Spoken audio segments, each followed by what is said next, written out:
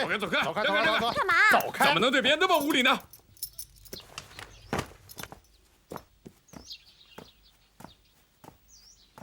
阿妈，有虎狼之奴，必有虎狼之主。怎么会是你？快请吧。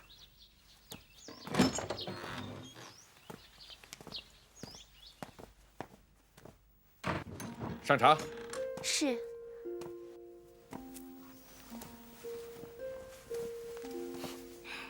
一个没有主妇主持的家，可真是冷冷清清啊。习惯了。老爷，茶到了。啊，给我吧。其实皇上赏给你的长贵鹅也不错，挺善良的。如今再说这些还有什么用？人都走了。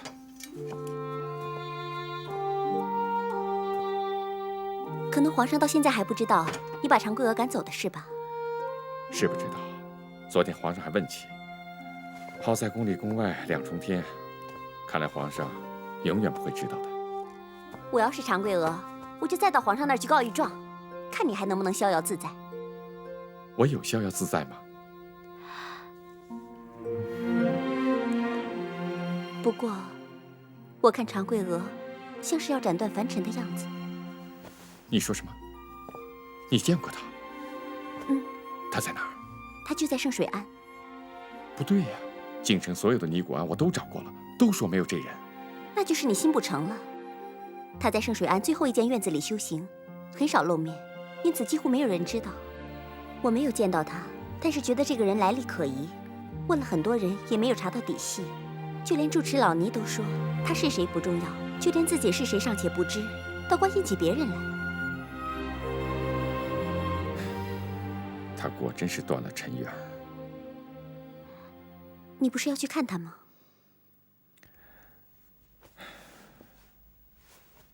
去看他说什么呢？难道我还能把他拉回来不成？说的也是。可是你知道了他的下落，不去看他一眼，未免也太绝情了。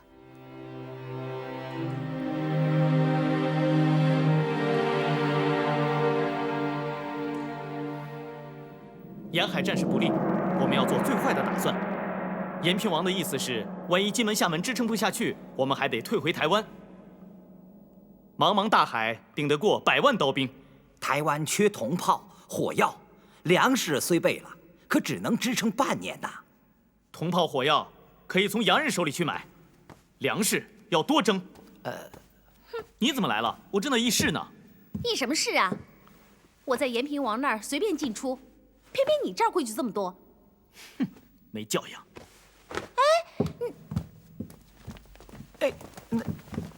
监国大人，他怎么走了？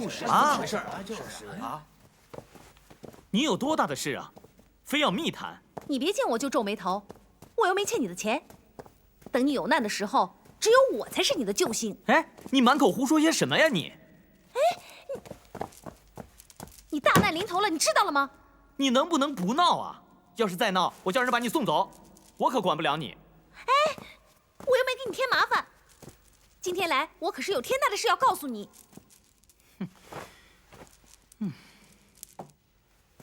施世宗和施明良愿意投降，愿意受封了。你不会是在开玩笑吧？我怎么能开玩笑呢？我能拿这么大的事跟你开玩笑吗？要不你派人问他一问，不就明白了吗？我和姚云一道就劝降了施公子，这可是连父王都办不到的事啊！哎，我真是琢磨不透，你是怎么劝动他们的？那你就不用管了。我今天来可不是表功的，是要告诉你一件意想不到的事，是关系到你的。哟，不会是关系我性命的吧？哼，你要是再不加防范的话，迟早有人要砍下你的头。你越说越离谱了，谁砍我的头啊？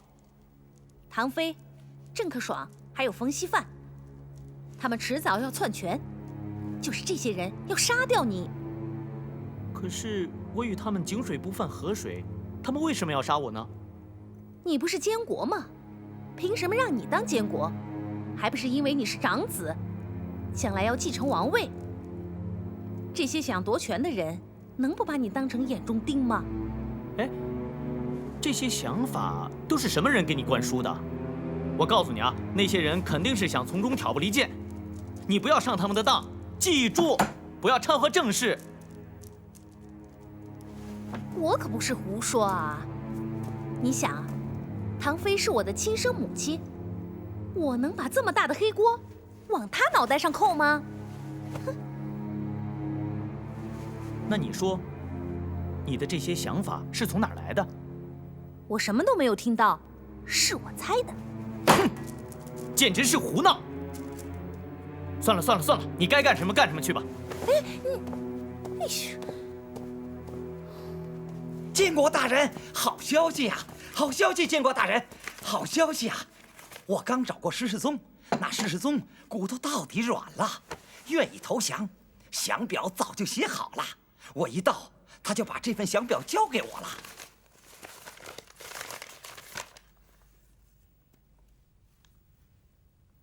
哎，这倒是一件天大的好事。不过这么大的事，我可做不了主。该怎么封他，怎么安置他，这是父王才说了算。你马上派一条船到金门去送降表，记住要快。多亏公主了，听白房子的人上上下下都说是公主劝降的。走啊！哎，你别走，我有话跟你说啊。哎呀，你就别闹了，我到父王那儿给你请功还不行吗？哎，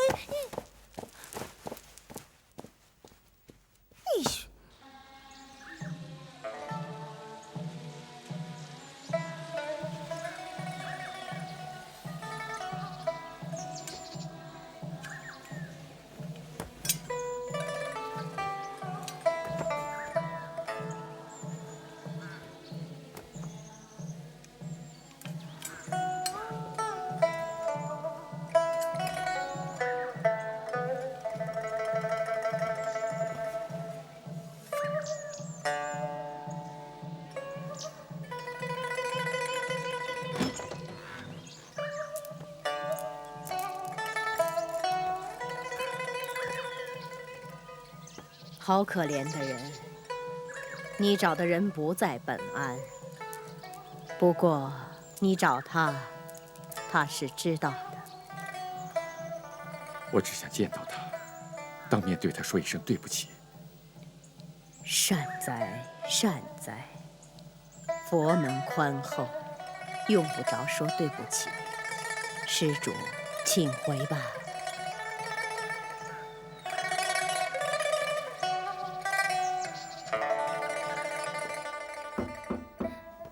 进来。周大爷，听说此次又是您送我回去啊？是啊，是啊，善始善终嘛。这回呀，我给你配了一些晕海丹，你吃了它呢，就不会晕船了。来，拿着。这可太好了，什么苦我都能吃，就是受不了晕船的滋味儿。您快坐啊！哎，来的时候2个姑娘，走的时候怎么就剩你一个人了？这海葵姑娘她怎么不走啊？这是她的家，她往哪儿走啊？周大爷好像有事吧？你听我跟你说啊，史家少爷也想去送送你，可他又怕不方便，让我来问问你，明天到鹿耳门去送你，行不行？不必麻烦他了。他此时就在海边，他说那个地方你知道。你就告诉他，我没功夫。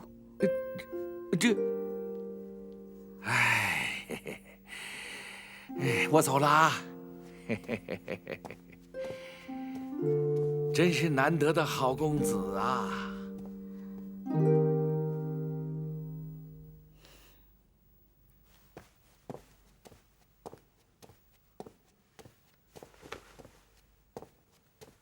哎，你怎么还在这儿啊？我是想一狠心走了，可是又一想，咱们俩同命相连，虽不是一母所生，但毕竟是兄妹，我可不能见死不救啊！你又胡说！你总说我有难，我到底有什么难呢？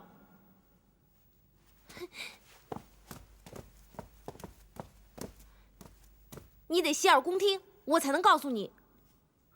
好，好，好，我洗耳恭听总行了吧？你一生下来就锦衣玉食，那都是我给你的，你应该感谢我才对啊！这不荒唐吗？我为什么要感谢你呢？我带你受苦受难10几年，我若不是命大的话，我早死了，死也是你的替死鬼。海葵，我知道这么多年来，你受了很多委屈，吃了很多苦，可那都是意外呀，把你丢了，全家人都很心痛。可是你也不能把这件事情往我的身上扯呀！你相信这样的鬼话吗？一个不满周岁的孩子丢了，谁偷的？偷到哪儿去了？话是这么说，当年确实有很多不同的传闻，有的说你掉到海里淹死了，也有的说你叫奶娘给拐走了。听你这口气，你好像知道内情了。往奶娘身上栽赃，分明是阴谋。我当时小，什么都记不得了，可奶娘清楚，想瞒过她没那么容易，她可是见证人啊。我来告诉你吧，当年他们想害的是你，而不是我。你想啊，你若不在了，那唐妃的儿子郑克爽可就继承王位了。哼，可是他们慌张报错了人，把我当成你给抛弃了。这就是冯锡范为什么干坏事的原因。你想，冯锡范和郑克爽是什么关系？冯锡范是克爽的岳父啊，好像是克爽还没有出生之前就指腹为婚的。在保郑克爽这一点上，唐妃和冯锡范是同盟，而且是利益攸关的。这些事情都是奶娘告诉你的？奶娘含辛茹苦抚养我10几年，直到临死才跟我说，是他们让她抱你下船，到妈祖庙去上香，说好了船在原地等着。可是她抱错了，抱着我上岛了，后来船就没影了。那这些事情，你跟父王说了吗？我跟他说没用。我今天来是想告诉你，一来呢，我当过你的替身；二来呢，我觉得他们不会放过你；三来，我想让你替我报仇。报仇？嗯。你想怎么报？你若是肯帮我的话，那就容易多了。先把害我的冯锡范抓住，然后隶属其罪状，把他杀掉。至于我的母亲嘛，她本意不是害我，但也够歹毒的，怎么处置她？我还没想好。你想的也太简单了吧？报仇也不应该如此报法啊！听你这话，你是不愿意帮我了？你不帮我算了。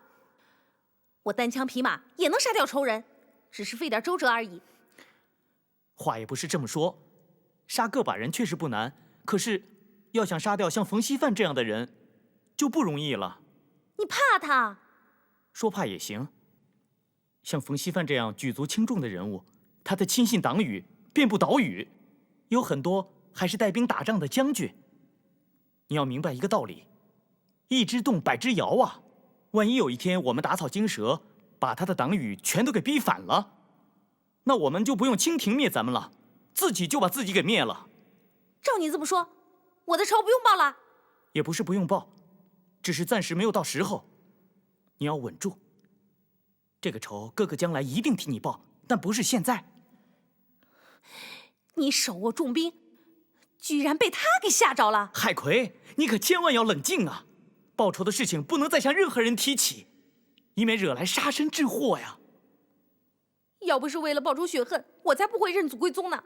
外面的人都羡慕我有如此显赫的根基，他们却不知这样的家族人情更冷漠，为了争夺权位，不惜杀死自己的亲人。这样的家，我一点都不留恋。海葵，今后你不管碰到多大的事情，都要跟哥哥说，哥哥一定会替你做主的。得了吧，你连报仇的事都不管，你还能管什么？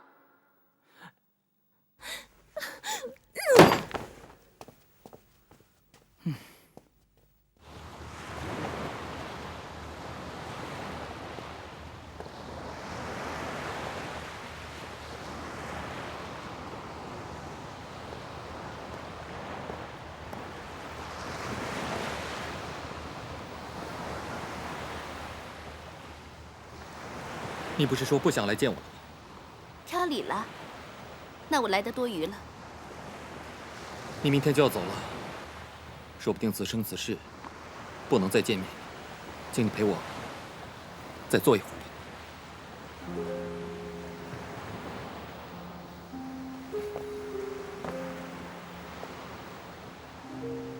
怎么不说话？说点什么吧。是你约我来的，你应当有话呀。想说的话很多，又一时不知道说什么。那就什么也别说。你听着浪涛喧哗，天地间一切都被包容了，听着大海的声音就够了。将来我们老的时候，我们还会想起这一切。这有什么可留恋的？我肯定转身就忘了。大海是可以忘记的，因为大海它可以重复。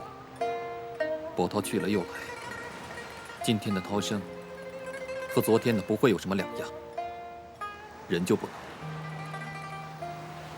今天的我们知道明天是什么样子吗？你知道，多少年后，坐在这礁石上的人也不会知道，当年有一个施世宗和姚云曾在此逗留。上海依旧，人事皆非。我们不过是大千世界匆匆过客而已。不过你放心，好好保重，将来你是可以有作为的。你知道我为什么特别想再见你一面？我有一种不祥的预感，我好像再见不到你了。你真想再见到我吗？那我再来就是了。你其实不想走，至少是没想到这么快就走，是吗？我留在台湾没有理由啊。那就是我自作多情了。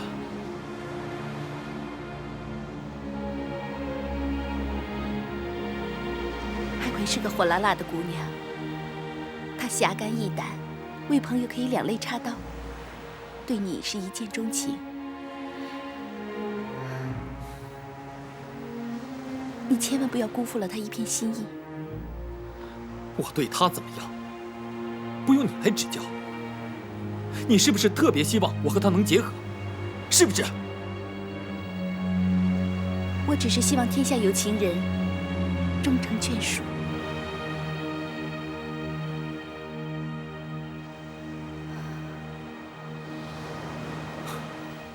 咱们先回去吧。你先走吧，我再待会儿。你是怕被海葵看见是不是？哎，我成了什么人了？可我是他最好的朋友。那我先走了。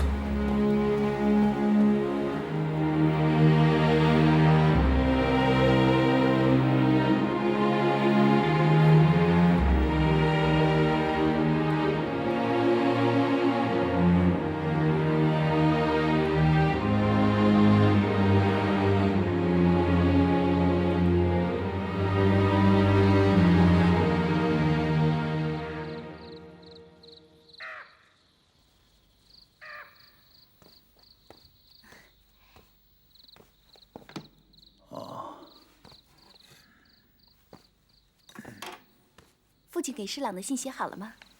写好了。你不是要去送吗？正好康亲王的家眷要回京，你打伴和他们一起走，我也就放心了。啊？又写奏书呢？还是举荐施琅出任福建水师提督的折子。我要是皇上啊，一定认为你与施琅有三亲六故，不然何以屡见呀？我记得您在布政使任上就向康亲王保举过施琅。别说我跟施琅无亲无故，就是有亲有故，也毫无客气呀。常言道，举贤不避亲嘛。可是我不知道为什么屡见不允呢？是不是因为他儿子落在敌手而有所怀疑？这次倒比较明白。今年4月，兵部同意福建另设水师提督时，父亲会同吴巡抚、杨提督挑选过可任水师提督的人选，皇上也批了依议速行。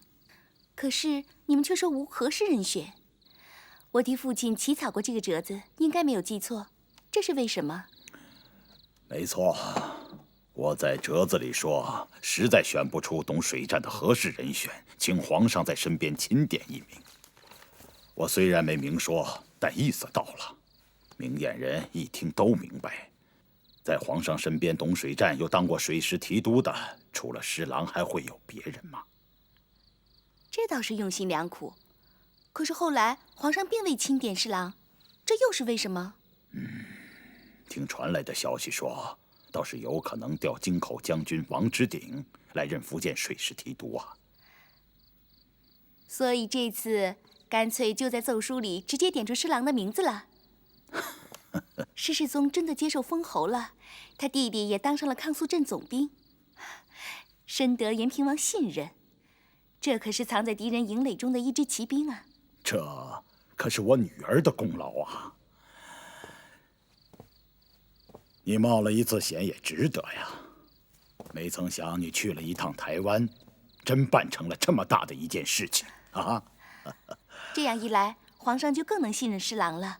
他儿子深入虎穴，随时准备里应外合，皇上没有理由不信任施琅来主持平台。哎，偷的锣敲不得呀，还是施世宗考虑长远。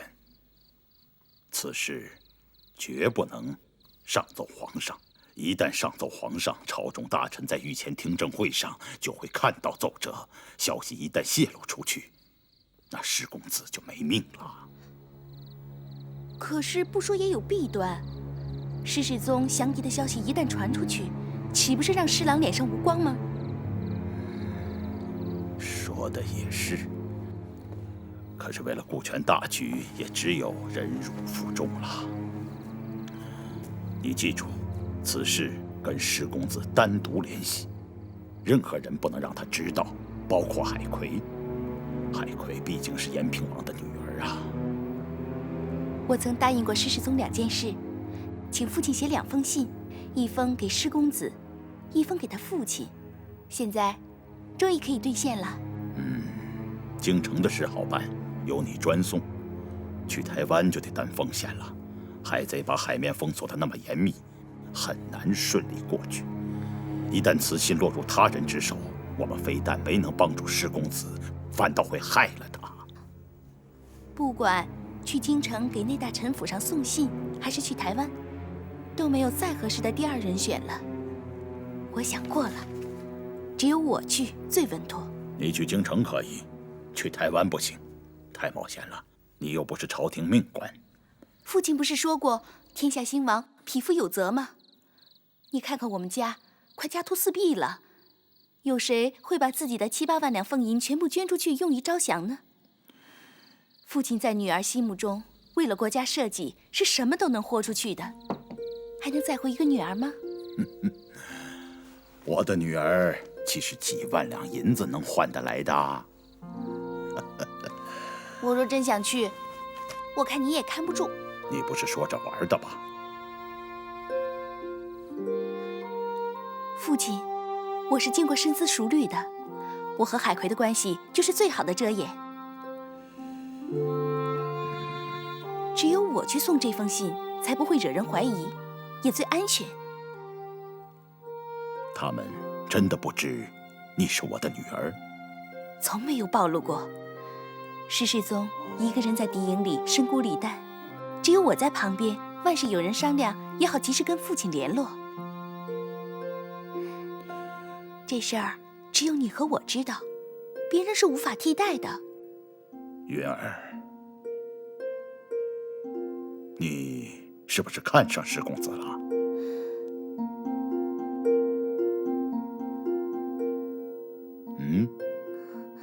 父亲在说什么呀？想哪儿去了？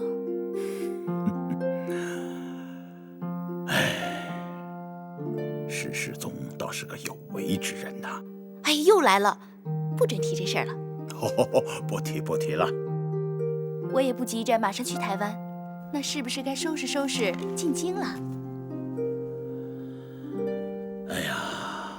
我女儿要是个须眉男子，定能干出一番丰功伟业来。啊，爹，啊。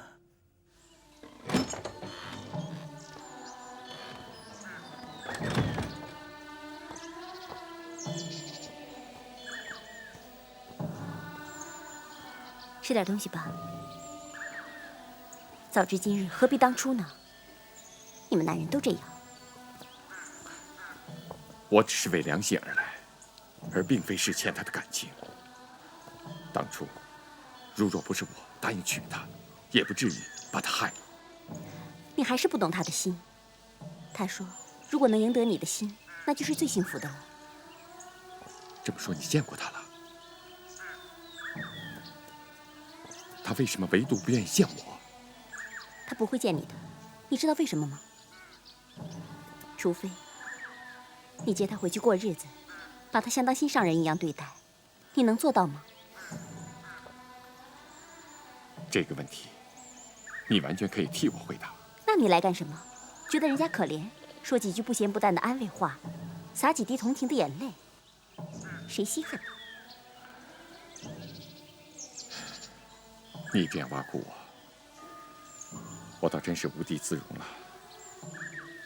其实啊，我也就是真的想当面跟他说一声对不起。让你这么一说，我反倒惭愧了，真该马上走人。如果不是你告诉我他在这圣水庵削发为尼，我也不至于照你这么奚落了。你这人怎么不识好歹，反倒怪起我来了？对于常贵娥来说，我的同情她能接受，只是不能接受你的。这个我明白。我要是常贵娥，我就穿着法衣闯皇宫告御状。若真是这样的话，我也只好认了藐视皇上的大罪。那真是死无葬身之地呀！女人啊，都比你们男人强。你们首先想的就是自己的乌纱帽，还有《道德经》。你看你，我在这守候了2天，人没见着，反倒让你给训斥了一顿。你还委屈了？那人家常贵娥委不委屈？其实你就是要她一句话，说她原谅你了，你就心安了，不做噩梦了，不受良心谴责了，对不对？我看常贵娥不见你，她就是不能让你良心稍安，一辈子都难受。好，我原本以为你是一片好心，帮我来找常贵娥的，原来你和她一样，只是为了惩罚我。知道就好。当初你犯了2大过失，你知道吗？什么过失？第一，你不该隐瞒你和我之间的事。你要是明说，皇上那么英明，他能不成全吗？你害了自己，也害了我。即便你不敢说，那你也不该违心答应和常贵娥的亲事啊！你这是又害了1个人，一件错事害了3个人。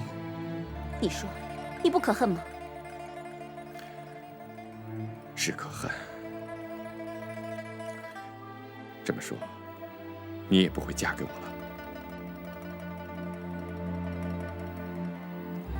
这桩公案未了，你还敢再娶啊？那皇上能饶了你吗？依我看，除非常贵娥主动向皇上表明，她是自愿出家的。这恐怕是不可能的事情。也许这一切都是天意啊。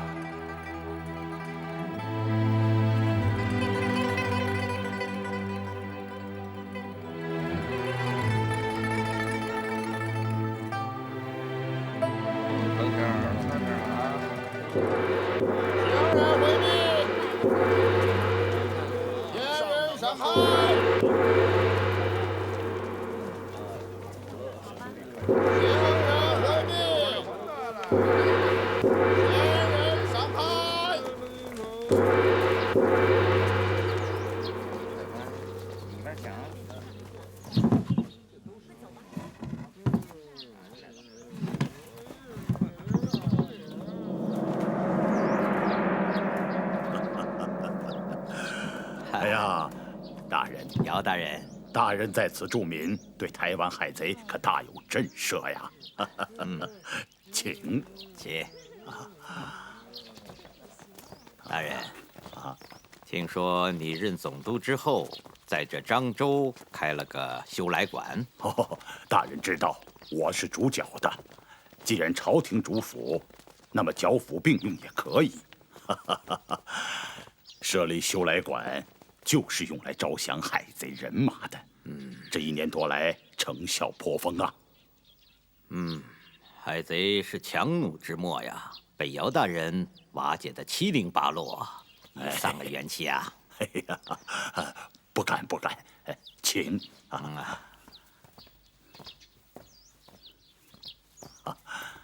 大人请。上茶。是。听说姚大人招降他们花了不少银子。是啊，这1年多来招降的海贼人马有1万多人，投诚的士兵赏银50两，官员200两或者更多。大人知道花了多少银子吗？50万两。除了我的家资，全是各地富绅和官员认捐的，没动过府库1分1毫啊。听说姚大人您自己也捐了不少银子。居功王室，干不尽心。说得好啊！现如今像您这样的官员可不多哟。八旗宁海将军拉哈达大人到，福建巡抚吴大人到，福建提督杨大人到。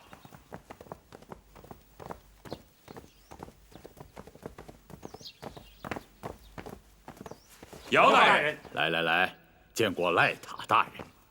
大人，各位大人都到了，我们来商议商议如何拿下金门、厦门。请。适才我和将军商定，各位兵分3路，合围金门、厦门。有人说本爵主降，这是往我头上泼脏水啊！本爵世受国恩，岂会卖主求荣？其实我的想法和皇上是一致的，只要贼人不作乱，给他点甜头，也未尝不可呀。此次皇上决心收复金门、厦门，要把海贼从金门、厦门彻底赶走，剿抚之争不必再谈。望各位将军和衷共济，尽心尽力，重挫海贼，将他们赶下海去，在此一举。共勉。是。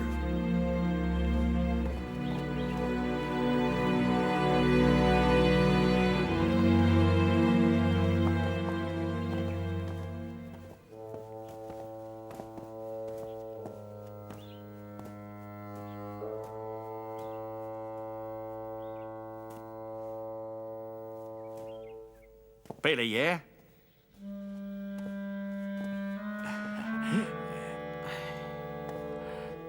贝勒爷，哎呀，我这次从京城到福建来，就是来剿你们的。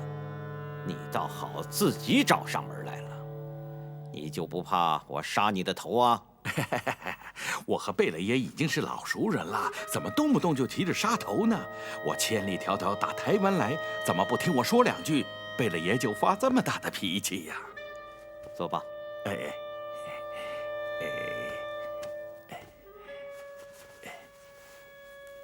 请贝勒爷笑纳。1万两。好啊，我军将士正缺银子呢，你这1万两银子来的正是时候啊！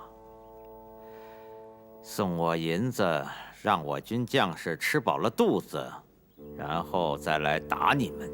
哎呀，贝勒爷，我们延平王既然肯送银子给贝勒爷，这心意已到。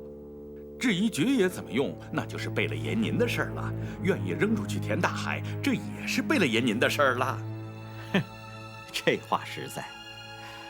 别拐弯抹角的了，你来找我有什么事儿啊？听说你们最近在选福建水师提督，有这么回事吧？我明白了，你来还是有目的的。你这次来又是为施琅而来的吧？你们怎么就这么怕他呀？贝勒爷正好说反了，我们怕他干什么呀？他的儿子施世宗在我们那儿封了侯，他的侄儿在我们那儿也是总镇。即便你让他当了水师提督，他会用心去打吗？啊，贝勒爷，这不是天大的笑话吗？是不是？老子3番5次的上书，要剿海贼，可悲呀！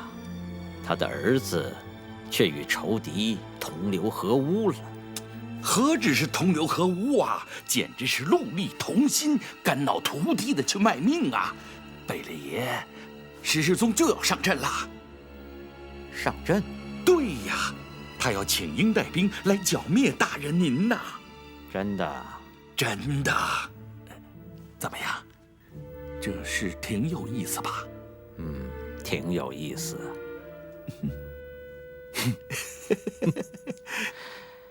这要是让皇上知道喽，就更有意思了。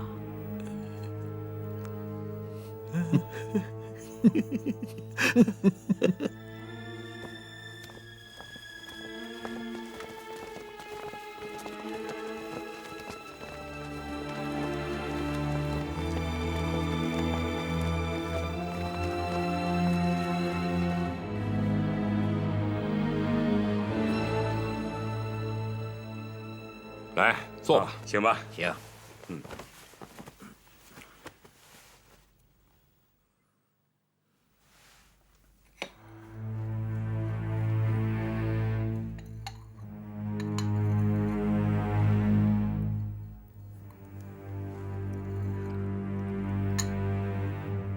你是什么人？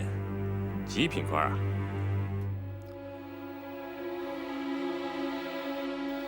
他叔父是中书书皇。谁都知道，连中书都是个微不足道的小官，何况你只是他的侄子。上回你们派来的知府，好歹还加了个太常侍卿衔呢，这也太小瞧我们了吧？哼，谈判讲的是条件与诚信，与代表官大小有何关系？一介布衣一样代表朝廷。我方才开宗明义的已经说过了，本人是大清朝廷康亲王亲自遣来的使者。康亲王是坐镇福建讨伐你们的最高统帅，这你们不会不知道吧？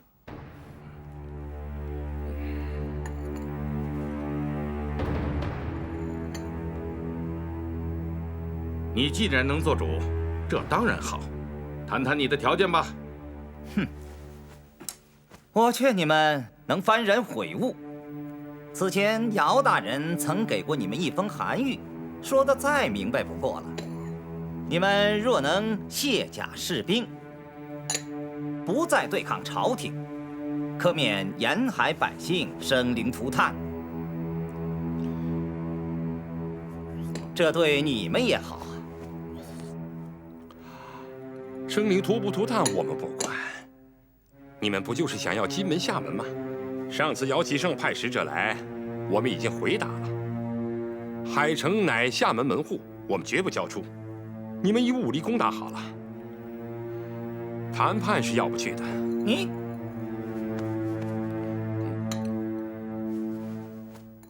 让他说说此次来谈的条件也好。如贵藩以庐牧桑梓，黎民百姓为念，故能释甲东归，可以按不登岸来对待。康亲王答应代为提请，可永结示好，做平藩重臣，这不是你们所求望的吗？还有什么疑惑？我们的让步已经到家了。你说的释甲东归是什么意思？你们必须退守台湾，以澎湖为界，通商贸易。照你这么说，这海城、金门和厦门都得让出来吗？不错。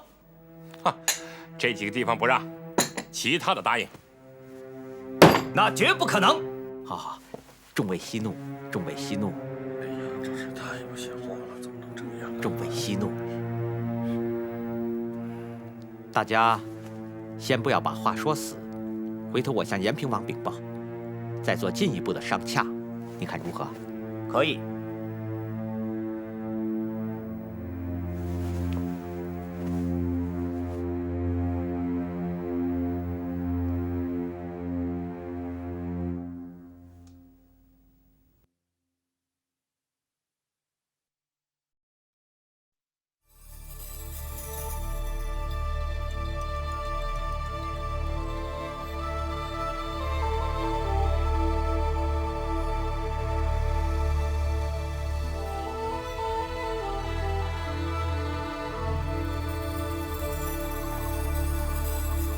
在梦中见到你，听你诉说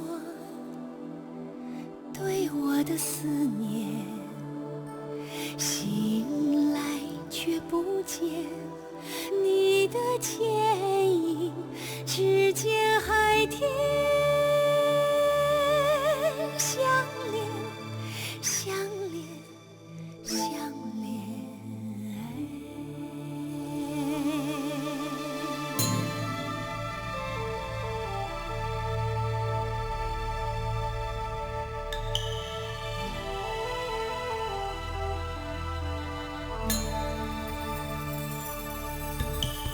我托海鸥捎个信，问候你是否平安。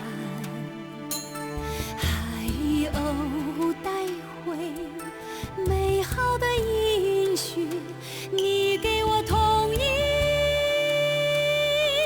的祝愿，祝愿，祝愿。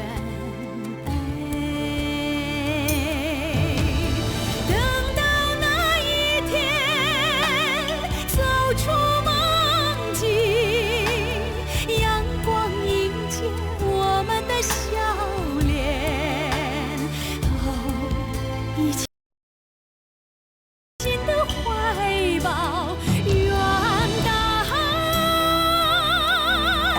的清润泽血脉相连的土地，直到永远。